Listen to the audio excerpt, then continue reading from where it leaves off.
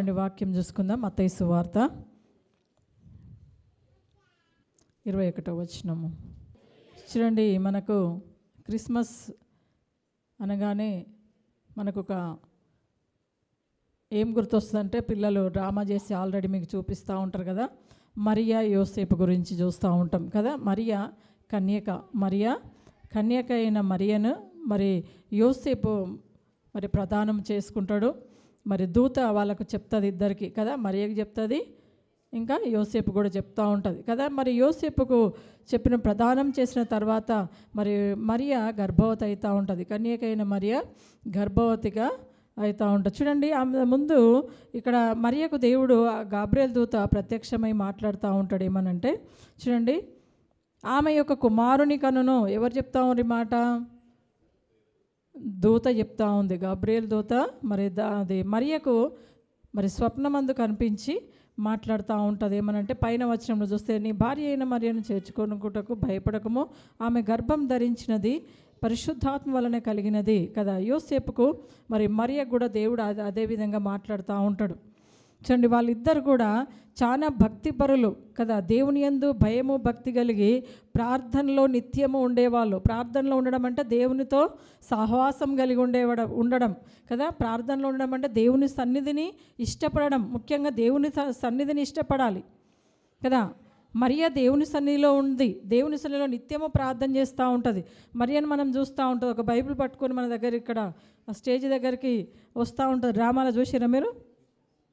అంటే ఆమె చాలా భక్తిపరురాలు, దేవుని యందు భయము కలిగింది. మరి ఆమెను మరి ఆమె దేవుడు ఏర్పరచుకున్నాడు. ఎందుకంటే ఈ లోకములకు కుమారుడుగా ఆయన రావడానికి మరియను దేవుడు ఏర్పరచుకున్నాడంట. హల్లెలూయా. చూడండి, ఆ యోసేపుకు కూడా దేవుడు ఏర్పరచుకున్నాడు ఇద్దరిని.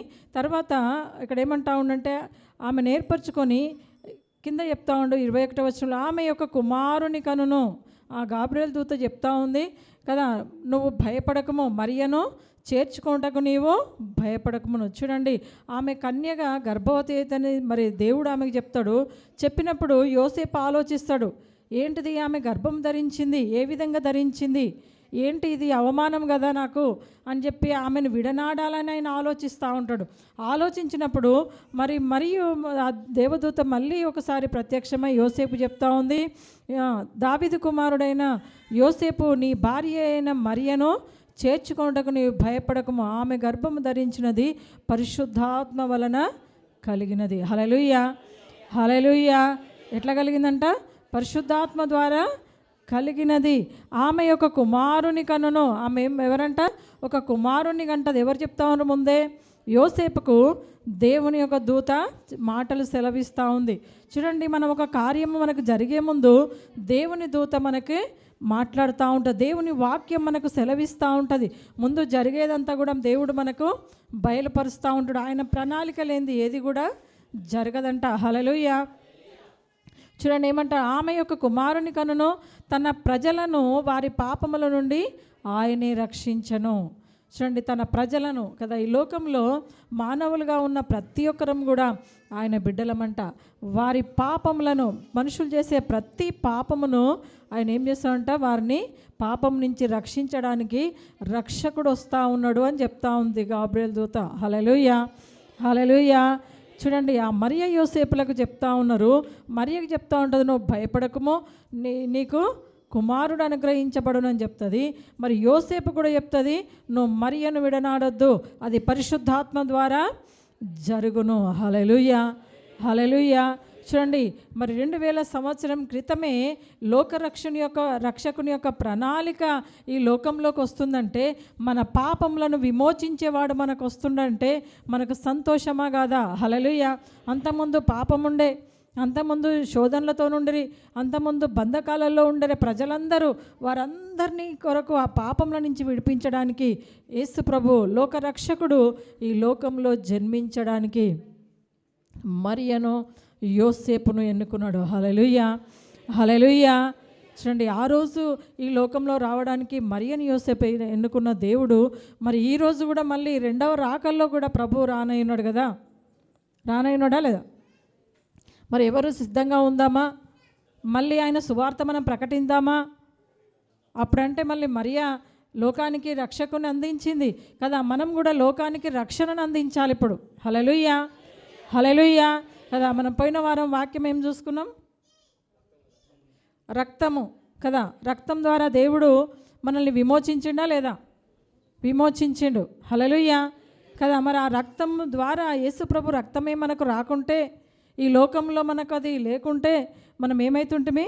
నశించిపోతుంటి కదా. నిత్య జీవం మనకు లేకుండే కదా. పాపంలో మనము ఆ మరణంలో మనము ఉంటా ఉంటిమి కదా. ఆ మరణాన్ని కొట్టివేసిండు. హల్లెలూయా కదా. యేసు ప్రభు చూడండి, యెషయా గ్రంథం 26వ అధ్యాయంలో అంటాడు, ఆయన మరణాన్ని మింగివేసిండంట. మరణం లేదు ఇంకా. ఆయన రాకపోతే మనకు మరణం ఉంటుండే కదా. కానీ మనకి ఇప్పుడు మరణించిన మళ్ళీ ఏముందంట? జీవం ఉంది, నిత్య జీవం ఉంది. హల్లెలూయా. చాలామంది అంటూ ఉంటారు వాళ్ళు చనిపోయినరు ఇంకా రారు కదా. మరి ప్రభువునందున్న వాళ్ళు ఏమంటారు? వాళ్ళు నిద్రించిండ్రు. యేసునామములో రక్షణ పొందిన వారిని ఏమంటాం మనము? నిద్రించిరు. నిద్రపోయిన వాళ్ళు లేస్తారా, పండుగ అట్లనే ఉంటారా కదా. వాళ్ళు గాఢ నిద్రలో ఉండరంటారు. ఏం నిద్ర అంటది? గాఢ నిద్ర. హల్లెలూయా. చాలామంది లోకంలో నిద్రలే పట్టకుండా ఏం చేస్తారు? గాఢ నిద్ర రావడానికి ఏం చేస్తున్నారు? బాటిల్స్ వేస్తూ ఉన్నారు. వేస్తురా లేదా? కానీ దేవుడు అంటా ఉండు, ఈ లోకంలో మనుషులని పాపం వెంటాడుతూ ఉంది. ఆ పాపపు ఉచ్చులో వాళ్ళు ఉంటా ఉన్నారు. వాటి నుంచి విడుదల కాలేకపోతా ఉన్నారు. వాటిలో మరి వాళ్ళు జీవిస్తూ ఉన్నారు. చూడండి, ఆ పాపం నుంచి విడిపించడానికే యేసు ప్రభు ఈ లోకంలో వచ్చిండు. అదే మనము క్రిస్మస్ పండగ. హల్లెలూయా. అదే ఒక సంతోషం మనకు కదా. ఆ సంతోషమైన దినమును మనం ప్రతి ఇయర్ కూడా ఈ డిసెంబర్ మాసంలో మనము మరి జరుపుకుంటూ ఉంటాం. ఆ సంతోషంలో మనం ఉండాలి కదా. ప్రతి ఒక్కరు కూడా ఆ సంతోషాన్ని మనము పొందుకోవాలంట. హల్లెలూయా, హల్లెలూయా. కాబట్టి ఈ రెండవ రాకల్లో యేసు ప్రభు నీ కొరకు ఆ రోజు మరియతో ఎట్లయితే మాట్లాడిండో, దేవుడు ఈ దినం మీతో మాట్లాడుతూ ఉన్నాడు. ఏమనంటే, నువ్వు లోకానికి ఆ సువార్తమానం అందించాలంట. ఆ లోకానికి రక్షణ మార్గంలో ప్రతిబిడ్డను నడిపించాలి. హల్లెలూయా. ఆ నిత్య జీవంలోకి ప్రతిబిడ్డను నడిపించాలి. చాలామంది ఎంతోమంది సత్యం తెలియక మరి బాధపడతా ఉన్నారు, దుఃఖపడతా ఉన్నారు, వేదన పడతా ఉన్నారు కదా. హాస్పిటల్లో ఉంటా ఉన్నారు కదా. వాళ్ళకి ఎంత భయంకరమైన వేదన ఉంటుంది తెలుసా. యేసుప్రభు అంటా ఉండు, నేను జీవం ఇచ్చువాడను, నేను జీవము ఇచ్చువాడను. హల్లెలూయా. కాబట్టి మనం ఎందుకు ఈ క్రిస్మస్ జరుపుకుంటూ ఉంటామంటే, ఆయన రక్షకుడు మనకున్నాడు, ఆ జీవమునిచ్చే దేవుడు మనకు ఉన్నాడు. హల్లెలూయా, హల్లెలూయా కదా. ఎలాంటి పాపం నుంచి వచ్చిన బంధకాలైనా, ఎలాంటి శోధనలైనా ఆ రక్షకుడు మనకు తోడుగుండా అనేది మనము భయపడొద్దంట. హల్లెలూయా. కాబట్టి ఆ నిత్య జీవంలో ఉన్నాము, ఆ నిత్య జీవానికి వెళ్ళవలసిన వారమని నిత్యము మనం ప్రార్థనలో గడపాలి, నిత్యం ఆయన సన్నిధిలో గడపాలి కదా. భయభక్తులు కలిగి ఉండాలి, దేవుణ్ణి అడగాలి, దేవా మీరు మాకు తోడయిండని. హల్లెలూయా. చూడండి, అదే అంటా ఉండు, వారి పాపముల నుండి ఆయనే రక్షించును. వారి ప్రతి ఒక్కరి పాపములు, ఒకవేళ ఈ సంవత్సరము ఇంకా కొన్ని పాపములు మీ లోపల ఉన్నాయేమో, దేవుణ్ణి అడగండి, దేవా ఈ మా యొక్క పాపములు ఇంకా విడిచిపెట్టలేకపోతున్నారేమో, ఆ పాపముల నుంచి నేను విడుదల పొందాలి కదా. మనుషులు బలహీనతలు, మనల్ని ఆ సాతాను బలహీనతలలో పెట్టేస్తూ ఉంటుంది, దాని నుంచి విడుదల కాలేకపోతూ ఉంటారు. చాలామంది అనుకుంటూ ఉంటారు, జనవరి నుంచి డిసెంబర్ వరకు నేను కొన్ని మానేస్తున్నాయి, ఇక అయిపోతాయి అనుకుంటారు. ఈ డిసెంబర్ దాకానే కొన్ని అలవాట్లను పెట్టుకుంటూ ఉంటారు. మళ్ళీ కొత్త సంవత్సరం వస్తే కొత్తగా తయారు కావచ్చు అనుకుంటూ ఉంటారు. ఒక నెల మొత్తం కొత్తగా ఉంటారు బాగానే. తర్వాత ఏమైతే ఫిబ్రవరి వచ్చిందంటే ఇంకొంచెం పాతగా అవుతారు. మార్చి వచ్చిందంటే ఇంకొంచెం ఇక పాతగా అవుతున్నట్టే కదా. హల్లెలూయా, హల్లెలూయా. అట్లా ఎవరైనా ఈ సంవత్సరంలో ఇంకెవరైనా అట్లాంటి బలహీనతల నుంచి విడుదల కాలేకపోతుండ్రా, దేవుణ్ణి అడగండి, దేవుడు తప్పకుండా విడిపించే దేవుడు. అలాంటి పాపముల నుంచి విడిపించడానికే యేసు ప్రభు లోకంలో ఉన్నాడు. కాబట్టి ఆ బలహీనతలు మిమ్మల్ని మీరు జ్ఞాపకం చేసుకొని విడిచిపెట్టడానికి ఇష్టపడండి. ఫస్ట్ మనము ఇష్టపడాలంట, విడిచిపెట్టడానికి ఇష్టపడాలి. పాపం చేయడానికి ఇష్టపడతా ఉంటారు చాలామంది కదా. చాలామంది అనుకోవచ్చు, నేనేం పాపం చేసినా. ఇప్పుడు అందరిలో ఒక ప్రశ్న ఉంటుంది, నేనేం పాపం చేసినా? సరే, పాపం లేని వాళ్ళు ఎవరో చేతులు ఎత్తండి. యేసు రక్తం ద్వారా మీరు కడగబడరన్న వాళ్ళ చేతులు ఎత్తండి. హల్లెలూయా. సరే, ఇంకా ఏ పాపం నేను యేసునామములో చేయను, ఇంకా నాకు ఈ లోక సంబంధమైన అన్నిటిని విడిచిపెట్టిన అన్నోళ్ళు చేతులు ఎత్తండి. చాలామంది తెలియదు కానీ చిన్న చిన్న అబద్ధాలు ఆడుతుంటారు, చిన్న చిన్న మోసాలు చేస్తూ ఉంటారు, చిన్న చిన్నగా స్వార్థం ఏర్పడుతూ ఉంటుంది, చిన్న చిన్నగా ద్వేషం ఏర్పడుతూ ఉంటుంది, మనకు తెలియకుండానే పగ ఏర్పడుతూ ఉంటుంది, ఇంకా సీరియల్స్ ఏర్పడుతూ ఉంటాయి, ఇంకా అన్నేమో కానీ సీరియల్ మానని దేవా అంటూ ఉంటారు కదా. సినిమాలు మానరు, సీరియళ్ళు మానరు కదా. ఇంకొందరైతే ఈ ఒక్కసారి విడిచిపెట్టేస్తా అనుకుంటూ ఉంటారు. ఈ ఒక్కసారి అని చెప్పేసి దాన్ని ఏం చేస్తూ ఉంటారు, సంవత్సరం అంతా పొడిగిస్తూ ఉంటారు. అట్లా ఉంటే ఏదైనా ఉంటే మీ జీవితాల్లో తీసివేయమని దేవుణ్ణి అడగండి. దేవుడు అంటా ఉండు, నా నామములో మీరు నన్ను ఏమడిగినా నేను ఇస్తా అంటుండు. మీ బలహీనతల నుంచి ఆయన విజయం ఇస్తా అంటుండు. హల్లెలూయా కదా. మీ మీద ఏ శత్రువు శోధించినా, ఏ సమస్య శోధించినా దేవుడు గొప్ప కార్యములు ఆయన విడిపించేవాడు. వాటి నుంచి విడిపించగలిగిన సమర్థుడైన యేసు ప్రభు ఉన్నాడు. హల్లెలూయా, హల్లెలూయా. చూడండి, ఇక్కడ ఏమంటా ఉండంటే, ఆయన రక్షించును కనుక ఆయనకు యేసు అని పేరు పెట్టుము. ఇదిగో కన్యక గర్భవతి అయి కుమారుని కనును, ఆయనకు ఇమ్మానుయేలని పేరు పెట్టుదు. చూడండి, కన్యక గర్భవతి అయి కుమారుని కంటది. ఇమ్మానుయేలు అంటే దేవుడు మనకు తోడై ఉన్నాడు. ఇప్పటి వరకు కూడా దేవుడు మనకు తోడున్నాడా లేదా? ఎంతమందికి ఇక్కడ దేవుడు తోడున్నాడు? హల్లెలూయా కదా. మరి ఈ సంవత్సరం అంతా దేవుడు తోడైనందుకు వందనాలు చెల్లిస్తూ, మరి నూతన సంవత్సరంలో కూడా దేవుడు మనందరికీ తోడైండునుగాక. ఆమేన్. హల్లెలూయా, హల్లెలూయా. మరి లూకా సువార్తలో ఒక మాట చూసుకుందాం. 19వ అధ్యాయంలో 7వ వచనం చదువుదాం కదా. నేడు ఈ ఇంటికి రక్షణ వచ్చి ఉన్నది, ఎందుకంటే రక్షకుడు వచ్చిండు కాబట్టి. హల్లెలూయా. ఆ రక్షకుని వెతుకుని ఆయన ఆ జక్కయ్య పాపి అయి ఉండే కదా. జక్కయ్య ఎలాంటి వాడంట? సుంకపు గుత్తదారుడు, ఆయన పాపి కదా, ట్యాక్స్ మరి వసూలు చేసేవాడు కాబట్టి ఆయనకి ఏ కొదువ లేదు ఈ లోకంలో కదా. అన్నీ ఉన్నాయి కానీ ఆ పాపమును విడిచిపెట్టలే. ఆ పాపం ఆయనకు అంటుకొని ఉన్నది. ఈ లోక సంబంధమైన అన్ని సంపాదనలు ఉన్నాయి, ధనం ఉంది, డబ్బు ఉంది, ఐశ్వర్యం ఉంది కదా, ఇంకా సమస్తం ఉంటుంది. డబ్బు ఉంటే అన్నీ ఉన్నట్టే కదా. అన్నీ ఏది కావాలంటే అది కొనుక్కోవచ్చు, అన్నీ ఉన్నాయి. కానీ ఏం లేదు జక్కయ్య దగ్గర?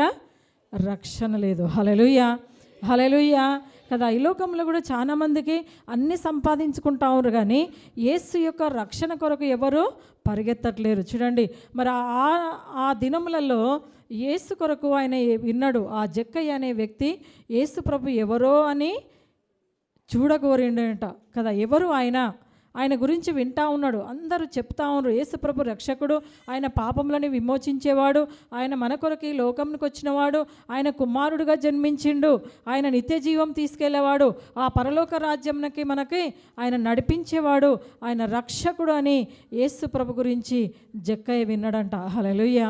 విన్నప్పుడు ఆయన లోపల ఒక ఆశ కలిగింది. ఏమని? ఆయన ఎవరో చూడాలి, ఆయన ఎవరో చూడాలి. హల్లెలూయా, హల్లెలూయా. అందుకు దేవుడు అంటాడు తెలుసా, కీర్తన గ్రంథంలో, ఆశగల ప్రాణమును నేను తృప్తిపరుస్తా, ఆశగల ప్రాణములు నేను తృప్తిపరుస్తా అంటున్నాను. హల్లెలూయా. చూడండి, మరి అదేవిధంగా ఆ జక్కయ్య యొక్క ఆశను దేవుడు తృప్తిపరచడానికి మరి ఆ జక్కయ్య ఏం చేసిండంట? యేసు ఎవరో చూడాలని ఆ ప్రాంతానికి యేసు ప్రభు వచ్చినప్పుడు అందరూ జనాలు గుంపులుగా ఆయనను వెంబడిస్తూ ఉన్నారు. ఆయన దగ్గరికి ఆయన చూడాలని పరిగెత్తుతూ ఉండరు. ఎందుకంటే యేసుని చూడాలి. వాళ్ళు ఎందుకు పరిగెత్తుతూ ఉన్నారు? అందరూ యేసుని చూడాలి. ఎందుకంటే ఆయన ఎవరంట? చాలా సుందరుడంట, ఆయన అతికాంక్షణీయుడంట. హల్లెలూయా. ఆయన రూపము చాలా సుందరమైనది. ఆయన రూపాన్ని చూసినప్పుడే ఆ జక్కయ్యకి ఏం కలిగిందంట? ఆయన పాపములన్నీ పోతూ ఉంటాయి. అంత సుందరుడు, అంత తేజోమయుడంట ఆయన ధవలవర్ణుడు, ఆయన రత్నవర్ణుడు. యోహాను రాస్తూ ఉంటాడు ప్రకటన గ్రంథంలో, ఆయన రూపము అంత అందమైనదంట. హల్లెలూయా, హల్లెలూయా. చూడండి, ఆ రూపాన్ని చూడడానికి మరి జక్కయ్య వెళ్తూ ఉన్నాడు. ఆయన ఎవరు? ఆయన గురించి వింటా ఉన్నా అందరూ చెప్తా ఉన్నారు. ఆయన గొప్ప దేవుడని, ఆయన రక్షకుడని, ఆయన జీవాధిపతి అని, ఆయన ఆశ్చర్యకరుడని, ఆయన ఆలోచనకర్త అని, ఆయన నిత్యుడగు తండ్రి అని మరి ఆయన విన్నాడు. కాబట్టి ఆయన నేను చూడాలి. ఈ లోకంలో నేను అన్నీ సంపాదించుకున్నా, నాకు ఏ లోటు కూడా లేదు. కానీ ఏముందంట, ఆయన పాపముల నుంచి విమోచించుకోవాలి. ఆయన మోక్షానికి, ఆ పరలోక రాజ్యానికి మాత్రం వెళ్ళలేడు. ఆయన ఈ లోకంలో అన్నీ సంపాదించుకున్నాడు. హల్లెలూయా, హల్లెలూయా. చూడండి, మరి ఆయన ఆ యేసు ఆ చోటికి వచ్చినప్పుడు ఆయన ఆశతోని ఆయనను చూడాలని వెతుకుతూ ఉన్నాడంట. యేసు ఎక్కడ ఉన్నాడు, యేసు ఎక్కడ ఉన్నాడని ఆ జనముల మధ్య ఆయనను వెతుకుతూ ఉన్నాడు. వెతికినప్పుడు ఆ జక్కయ్య పొట్టివాడు కదా, పొట్టివాడు అయినందుకు ఆయనను చూడలేకపోతూ ఉండంట. ఆ జనములంతా మరి అడ్డుగా ఉన్నారు. కానీ ఆయన ఊరుకుండా నాకు అనిపిస్తలేని వెనక తిరిగి వెళ్ళిండా. ఆయనలో ఏముందంట, ఆశ ఎక్కువైపోతూ ఉంది, చూడాలనే ఆ కోరిక ఎక్కువైపోతూ ఉంది. ఆయన చూడాలి చూడాలి చూడాలనే ఒక తలంపుతో ఉన్నాడు కనుక ఏ విధంగా చూడాలని చెప్పేసి ఆయన పక్కన ఒక మేడి చెట్టు ఉంటే గబగబా ఆ మేడి చెట్టు ఎక్కిండంట. హల్లెలూయా. చూడండి, ప్రయత్నం చేస్తే ఏదైనా సాధ్యమేనంట కదా. మనం ప్రయత్నం చేయాలి, దేవునికి అన్నీ సాధ్యమే. నువ్వు ఒకవేళ నీకు ఆశ ఉంటే దేవుడు ఆ పక్కనే ఏదో ఒక సహాయమో చేస్తాడు. కాబట్టి మనకు ఆశతోని ఈరోజు మీరు దేవుని సన్నిధికి వచ్చిర్రు కదా, వాక్యం వినడానికి ఆశ కలిగి మీరు వచ్చిండ్రు కదా, మీ యొక్క ఆశ గల ప్రాణాలు కూడా దేవుడు తృప్తిపరచునుగాక. హల్లెలూయా.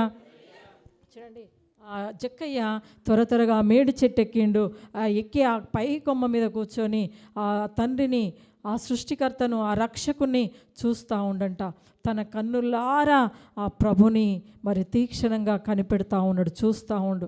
చాలా మందిని మనం చూస్తూ ఉంటాం. ఏదన్నా ఒక అమ్మాయిని చూడడానికి పోయినప్పుడు ఎట్లా చూస్తాం చెప్పండి?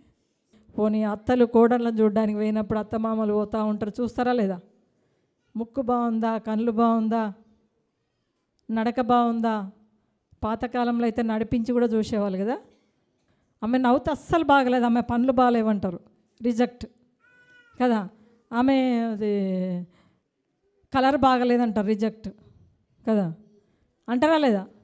హల్లెలూయా కదా. ఇంకా ఆమెకు ఇంకా చాలామంది ఫ్యామిలీ బ్యాక్గ్రౌండ్ చూస్తూ ఉంటారు కదా. వాళ్ళకి బావమర్దులు లేరంట. బావమర్దులు ఎందుకో ఏమో అసలు బావమర్దులు లేరంటూ ఉంటారు కదా. ఆస్తి లేదంటారు, చదువు లేదంటారు, జాబు లేదంటారు కదా. ఇవన్నీ చెక్ చేస్తూ ఉంటారు కదా. కానీ మన దేవుడు ఏమన్నా రిజెక్ట్ చేసిండ మనల్ని? నీకు అందం లేకపోయినా దేవుడికి ఇష్టమైనవు నువ్వు కదా, నీకు ధనము లేకపోయినా దేవునికి ఇష్టమైనవు కదా, నువ్వు పాపంలో ఆ పాప కూపంలో ఉండగా నీవు దేవునికి ఇష్టమై ఉన్నావు. హల్లెలూయా. ఆ మరణంలో ఉన్నప్పుడు నిన్ను దేవుడు చూసిండు, ఇష్టమైనవు. హల్లెలూయా. చూడండి, మరి ఇర్మియా గ్రంథంలో చెప్తాడు తెలుసా, ఆమె ఎట్లుంది, నీవు ఎట్లుంటివంటే అందులో రాస్తాడు, నీవు మురికిలో పాపములో రోగముతో ఉన్నప్పుడు నేను నిన్ను చూసిన, నా రక్తంతో నిన్ను కడిగిన. హల్లెలూయా కదా. ఆయనకి ఇష్టమైనట్టుకు మనల్ని మలుచుకుండంట కదా. ఆయనకి ఇష్టమైన వారిగా మనల్ని మలుచుకున్నాడు. హల్లెలూయా. మనుషులకు నీవు ఇష్టం కాలేకపోవచ్చు, కానీ నీ దేవాది దేవునికి నీవు ఇష్టమై ఉన్నావు. హల్లెలూయా. నీ ప్రియునికి నీవు ఇష్టమైనవంట. హల్లెలూయా. కాబట్టి ఆయన నామములో మనమందరం ఇక్కడ కూడా జక్కయ్య కూడా అదే విధంగా చూస్తూ ఉన్నాడు, ఆ ప్రియుణ్ణి చూస్తూ ఉన్నాడు కదా, రక్షకుని చూస్తూ ఉన్నాడు. ఎవరిని చూస్తూ ఉన్నాడు? ఆయన రక్షకుని చూస్తూ ఉన్నాడు. ఎందుకంటే ఆయన పాపముల నుంచి విమోచించేవాడిని చూస్తూ ఉన్నాడంట. హల్లెలూయా.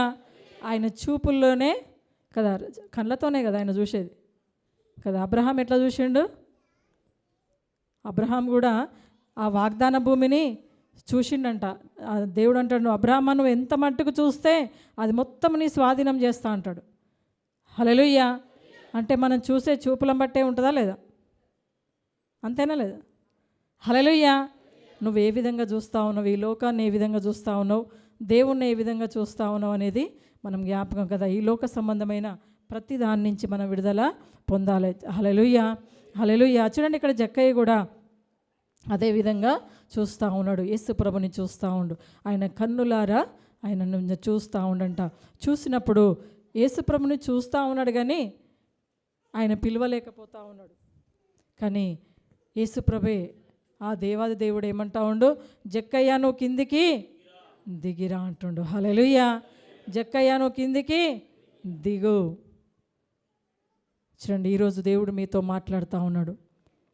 మీరు ఎక్కడైతే ఉన్నారో ఆయన దగ్గర, మీరున్న స్థలం నుంచి ప్రభు సన్నిధికి దేవుడే మీ దగ్గర దాకా వచ్చి మిమ్మల్ని పిలుస్తూ ఉన్నాడు కదా. ఆయన మన కొరకు, పాపులమైన మన కొరకు ఆ పరలోకం నుంచి దేవుడు దిగొచ్చి మిమ్మల్ని పిలుస్తూ ఉన్నాడు. మరి నీ పేరు పెట్టుకో, ఆ జక్కయ్య దగ్గర మీ పేరు పెట్టుకొని దేవుడు మీతో మాట్లాడుతూ ఉన్నాడు కదా. దిగిరా అనగానే ఆయనకి ఎంత సంతోషమై ఉండొచ్చు. నేను ఆయనకి ఎవరు తెలియదు, నేను జక్కయ్యని అసలు తెలియదు కదా, యేసుప్రభు తెలుసా, కానీ తెలియదు. ఈ లోక సంబంధంగా ఆయన నేను తెలియదు కాకుండా ఆయన స్వరంతో నన్ను పిలిచినని గబగబా కిందికి దిగి వస్తాడు. అక్కడ ఉన్న శిష్యులు, పరిశుద్ధులు ఉంటారు కదా, నీతిమంతులు, వాళ్ళంతా ఉంటారు కదా శిష్యులంతా. అయ్యో ఏంది ఈయన పాపి దగ్గరికి పోతూ ఉండేది, మనం అంతా పరిశుద్ధులను వదిలేసి ఆ పాపిని పిలుస్తూ ఉండేది అనేసి అనుకుంటూ ఉంటారు. కానీ యేసుప్రభు వచ్చింది ఎవరి కొరకు? పాపుల కొరకే. కాబట్టి చూడండి, ఆయన పిలిచిన వెంటనే ఆయన కిందికి దిగొచ్చిండు. మరి నేను నీకేమి యేసు ఆ చోటుని పరిగెత్తి వచ్చిన కన్నులెత్తి చూచి, జక్కయ్య త్వరగా దిగుము, నేడు నేను నీ ఇంట ఉండవలసి ఉన్నదని అతనితో చెప్పగా. హల్లెలూయా. ఎక్కడ ఉండేది ఉందంట? ఎవరింట్లో ఉండేది ఉంది?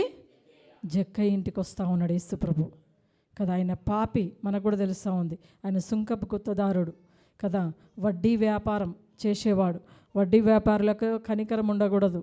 ఏది ఉంటుంది అది ఏం చేయాలి? ఇంట్లో నుంచి 50,000 ఇచ్చి ఇవ్వలేదనుకో ఏం చేస్తారు? ఇంటి ముందు బండి ఉంటే తీసుకుపోతారు. 10,000 ఇచ్చి ఇవ్వలేదంటే ఏం చేస్తారు? ఇంట్లో టీవీ ఉంటే దేనికి తగ్గట్టు అది వస్తువును వాళ్ళు ఆక్రమించుకుంటారు. ఇంకా కొన్ని లక్షలు అయితే ఏం చేస్తారు? ఇల్లు ఉంటే ఇల్లు కూడా. కానీ వాళ్ళ కనికరం అనేది ఉండదు. కానీ చూడండి, దేవుడిని ఎప్పుడైతే యేసుప్రభుని చూసిండో, ఆయన యేసుప్రభు స్వరం విన్నాడో, ఆ వెంటనే ఆయన ఒకటి నిర్ణయం చేసుకున్నాడు తన హృదయంలో. ఏమని నిర్ణయం చేసుకున్నాడు చూడండి ఇక్కడ. ఇదిగో నా ఆస్తిలో సగము బీదలకు ఇచ్చున్నాను, నేను ఎవని యొద్దనైనాను అన్యాయముగా దేనినైనా తీసుకొని. చూడండి, ఎవని యొద్దనైనా అన్యాయముగా, ఎప్పుడే కానీ ఈ లోకంలో అన్యాయం పనికిరాదు. అన్యాయమైనది దేవుని దగ్గరికి రాకూడదు, తేకూడదు. హల్లెలూయా. మనలో కూడా ఉండకూడదంట. దేవునికి ఇష్టమైనది కాదు. హల్లెలూయా, హల్లెలూయా కదా. మనం ఈ దినం మనం పరీక్షించుకుందాం. మనలో ఏదైనా అన్యాయమైనది ఉన్నదేమో ఈ దినం దేవుని దగ్గర ఒప్పుకొని విడిచిపెడదాం కదా. ఏమంటుండ ఆయన? అన్యాయమైనది ఉన్నది 4 గంటలు, ఒక్కంత తీసుకుంటే 4 గంటలు తిరిగి నేను వాళ్ళకు ఇచ్చేస్తా. నాకొద్దు, ఎందుకంటే నాకు రక్షకుడు దొరికిండు, నన్ను రక్షించేవాడు దొరికిండు కనుక ఆ అన్యాయమైన దాన్ని తన జీవితంలో నుంచి తీసివేస్తూ ఉండు, తన బ్రతుకులోంచి తీసివేస్తూ ఉండు, తన కుటుంబంలో నుంచి తీసివేస్తూ ఉండు. చాలామంది కొంచెం తీసేస్తారు, కొంచెము ఏం చేస్తారు? మళ్ళీ ఇంకా పెట్టుకుంటారు. ఎంత? కొంచెం తీసేసినా ఇంకొంచెం పెట్టుకుంటూ ఉంటారు. అంటే కొంచెం అంటే ఏంటిది? ఎట్లా తీస్తారు? ఇట్లా పెట్టుకుంటారు. చెప్పండి, ఎవరి దగ్గర ఏమన్నా ఉన్నాయా అట్లాంటివి? ఇంకొంచెం ఏమన్నా ఉన్నాయా? ఎవరికి అర్థం కావట్లేదు. ఏంటియో ఏమో అసలు అర్థమవుతలే. ఇంట్లో నుంచి ఏమన్నా తీసి బయట వేయాలన్నా అసలు అనుకుంటున్నా ఏంది కదా. దేవునికి ఇష్టం లేని ఏమన్నా ఉంటే తీసివేయండి కదా. ఏమన్నా అబద్ధాలు, పాపాలు, ఇంకా అది బానిసత్వం, ఏదైనా క్రియలు అట్లాంటివి ఉంటే తీసేయమని దేవుణ్ణి అడగండి. మీకు ఒకవేళ అది సాధ్యం కాకపోవచ్చు, కానీ యేసు నామములో మీకు అది సాధ్యమంట. తండ్రిని అడగాలి, ప్రభా ఈరోజు మీకు ఇష్టం లేని మాలో ఉంటే తీసివేయి ప్రభా అనేసి అడగండి. దేవుడు తప్పకుండా వాటి నుంచి విడుదలిస్తాడు. దేవుడు ఆశీర్వదించడానికి మిమ్మల్ని సిద్ధంగా ఉన్నాడు. ఆయన స్వరం వినడాన్ని, మీతో మాట్లాడడానికి ఆయన సిద్ధంగా ఉండు. ఆ జక్కయ్యలాగా దేవుని స్వరం వింటారా? విన్నప్పుడే మనకు ఆ ఆలోచన కలుగుతుంది, ఆత్మీయంగా ఎదుగుతూ ఉంటాం, దేవుడి కాపుదల మీకు ఉంటుంది. ఆ బ్లెస్సింగ్స్ మీకు రావాలంటే దేవుని స్వరం మీరు వినండి. హల్లెలూయా, హల్లెలూయా, హల్లెలూయా. ఆయన ఏమంటా ఉండండి, యేసు ఏమంటే, ఇతడును అబ్రహాము కుమారుడే. ఎవరంట? ఇతడును. ఎవరంట? అతడు జక్కయ్య. అప్పటి వరకు ఎట్లుండే? ఆయన పాపి కదా. ఇప్పుడు ఎంతసేపు అయింది? కొన్ని సంవత్సరాలు అయిందా? ఎన్ని రోజులైంది? ఎన్ని గంటలైంది? వెంటనే. హల్లెలూయా. చూడండి, దేవుడు చేయగలిగితే వెంటనే కార్యం జరుగుతూ ఉంటుంది కదా. నువ్వు ఎంత ఘోర పాపివైనా కదా, మీ కుటుంబంలో ఎన్ని సమస్యలు ఉన్నా, ఎన్ని ప్రాబ్లమ్స్ ఉన్నా కదా, దేవునికి నీకు దూరంగా అడ్డుగా ఏదైనా ఉన్నా కూడా ఈరోజు దేవుణ్ణి అడుగుదాం. ఆయన అంటా ఉండు, ఇతడును అబ్రహాము కుమారుడే కదా. వెంటనే రక్షణ వచ్చేసిందా లేదా? హల్లెలూయా, హల్లెలూయా, హల్లెలూయా. చూడండి, మనము దూరం చేసుకోలేని కొన్ని ఉంటే దేవుని దగ్గర అడుగుదాం, దేవా దీని నుంచి నేను దూరము కావాలి. నీకు విరోధంగా ఏది కూడా నాలో ఉండడానికి వీల్లేదు. ఏ పాపం కూడా నన్ను శోధించొద్దు ప్రభా. మనం పరిశుద్ధులుగా నీతిమంతులుగా తీర్చబడాలి. ఎందుకంటే లోకరక్షకుడు మరి ఆయన రెండవ రాకల్లో రానయ్యున్నాడు కనుక ఆయన నామంలో మనము మరొకసారి మనం ఎత్తబడడానికి సిద్ధంగా ఉండాలి. హల్లెలూయా. ఆయన తీసుకెళ్ళడానికి మరొకసారి మన మధ్యకి రాబోతా ఉన్నాడు, మధ్యాకాశానికి. మరి మధ్యాకాశానికి వెళ్ళనై ఉండగా మనం ఎట్లుండాలంట? సిద్ధపడి ఉండాలి. హల్లెలూయా. చూడండి, ఆ సంతోషం మనకు ఉండాలి. ఈరోజు మనం క్రిస్మస్ జరుపుకుంటున్నామంటే ఆయన మన పాపము నుంచి విమోచించిండు. ఆ జక్కయ్య సంతోషముతో ప్రభుని వెంబడించిండంట కదా. మన జీవితాల్లో ఈరోజు ఆ సంతోషం ఎవరికైతే లేదా ఆ సంతోషాన్ని మనం పొందుకుందాం. ప్రభు దగ్గరికి వచ్చినప్పుడే ఆ సంతోషం దొరుకుతుంది. ప్రభు దగ్గరికి వచ్చినప్పుడే ఆ మేలు దొరుకుతుంది కదా. ఆయన దగ్గరికి వచ్చినప్పుడే మనం గంతులేస్తూ స్తుతిస్తూ. చూడండి, గొల్లవాళ్ళు కూడా యేసుని చూసినాక ఏం చేసిరంట? సువార్తను తీసుకొని లోకంలోకి వెళ్ళినరా లేదా కదా. సంతోషంతో వాళ్ళు గంతులు వేస్తూ ఉంటారు. చూడండి, ఏమంటా ఉండు, ఆ రక్షణ సంతోషాన్ని మనము ఈ సంవత్సరము 2024 సంవత్సరము మరి లాస్ట్ డిసెంబరు మాసం 8వ తారీఖు వరకు కూడా దేవుడు మనల్ని ఆ రక్షణలో మనల్ని కాపాడుకున్నందుకు ఆ దేవాది దేవునికి వందనాలు చెల్లిస్తాం కదా. ఆ రక్షణ సంతోషం ప్రతి ఒక్కరికి ఉండునుగాక. ఎందుకంటే ఆ మహా సంతోషకరమైన సువార్తమానం మనం విన్నము, మనం రక్షింపబడినము. ఆ సంతోషము మన జీవితాలంతా ఉండునుగాక. ఆ రక్షణ పొందిన ఆనందం మన జీవితంలో ఉండునుగాక. మరి మనకే కాకుండా మన కుటుంబాలకు, మన దూరస్తులకు, మన బంధువులకు, మన రక్త సంబంధులకు ఆ రక్షణ ప్రణాళిక అందునుగాక. ఆమేన్. హల్లెలూయా, హల్లెలూయా. చూడండి, యెషయా గ్రంథంలో ఒక మాట చెప్తా ఉన్నాడు. 9వ అధ్యాయంలో 6వ వచనంలో, ఏలైనగా మనకు శిశువు పుట్టెను, కుమారుడు అనుగ్రహించబడెను, ఆయన భుజముల మీద రాజ్యభారముండును, ఆశ్చర్యకరుడు, ఆలోచనకర్త, బలవంతుడైన దేవుడు, నిత్యుడగు తండ్రి, సమాధానకర్త అయిన అధిపతి అని అతనికి పేరు. హల్లెలూయా. ఆ యేసు, ఆ రక్షకునికి ఎలాంటి పేరంట? ఆయన ఆశ్చర్యకార్యములు చేయువాడు, ఆలోచనకర్త, నిత్యుడగు తండ్రి, నిత్యము మనతో ఉండే తండ్రి. ఆ తండ్రి మనకు ఉన్నాడు కనుక ప్రతి శోధనలను, ప్రతి సమస్యలను జయించడానికి తండ్రి మనకు సహాయం చేస్తూ ఉంటాడు కదా. ఆదరణకర్తగా ఉంటాడు, ఆదరిస్తూ ఉంటాడు. మన దుఃఖపడు వేళలో ఆయన ఆదరించే దేవుడు కదా. ఆయన ఏమంటుండు? ఆయన భుజముల మీద రాజ్యభారం ఉందంట. ఈ లోక రాజ్యాలన్నీ ఆయన మోయడానికి ఆయన భుజముల మీద రాజ్యభారం వేసుకొని ఈ లోకానికి వచ్చిండు. ఆయన రాజులకు రాజు, ప్రభులకు ప్రభు. ఆయనే మనల్ని ఏలుతా ఉన్నాడు. ఆయన మన రాజు అయి ఉన్నాడు. కాబట్టి ఆయన ప్రజలమై మనం ఉన్నాం కనుక మనం ఎలాంటి వాటికి భయపడకుండా మరి శాంతితో, సంతోషంతో మన జీవితాలు ఉండడానికి ప్రభు రక్షకుడు మనకు ఈ లోకంలో జన్మించిండు. అదే నిజమైన క్రిస్మస్, నిజమైన సంతోషమునిచ్చే పండుగనే క్రిస్మస్. హల్లెలూయా. మనం నిత్యము సంతోషంతో ఉండాలా లేదా కదా. మరి ఈ డిసెంబర్ నెలలో ఉండి తర్వాత అంతా మళ్ళీ బాధపడదామా? మరి డిసెంబర్ నెల పరిశుద్ధంగా జీవించి తర్వాత నెలంతా మళ్ళీ ఏం చేద్దాం? ప్రార్థన లేకుండా జీవిద్దామా? ప్రార్థన కలిగి ఉండాలి కదా. దేవుడు చూడండి, ఈ జక్కయ్యను దేవుడు పిలిచిండు, పాపిని. మరి ఆయన ద్వారా లోకానికి రక్షణ కలిగింది, అనేకులకు సువార్త. ఈరోజు మనం ఆయన గురించి మనం జ్ఞాపకం చేసుకుంటున్నామంటే ఆ దేవుడిచ్చిన రక్షణ, దేవునికి మహిమ కలిగింది. ఆయన ద్వారా దేవునికి ఏం కలిగిందంట? మహిమ కలిగిందంట. హల్లెలూయా. ఇతడును అబ్రహాము కుమారుడే. ఈ పాపుల గుంపు నుంచి తీసి వెంటనే అబ్రహాం సంతానముగా దేవుడు చేయగలిగిండు. ఎందుకంటే ఆయనకు ఒక్కనికే సాధ్యము. ఆయన రక్తం ద్వారా, ఆయన నామంలో మనం విడుదల పొందుతూ ఉన్నాం. మనం పాపంల నుంచి విముక్తి మనకు దొరుకుతూ ఉంది. అందుకే ఎవరైనా సరే మన సమస్యలు ఆయన సన్నిధి తీసుకొచ్చినప్పుడు మనకు విడుదల దొరుకుతూ ఉంటుంది, సమాధానం దొరుకుతుంది, శాంతి దొరుకుతుంది.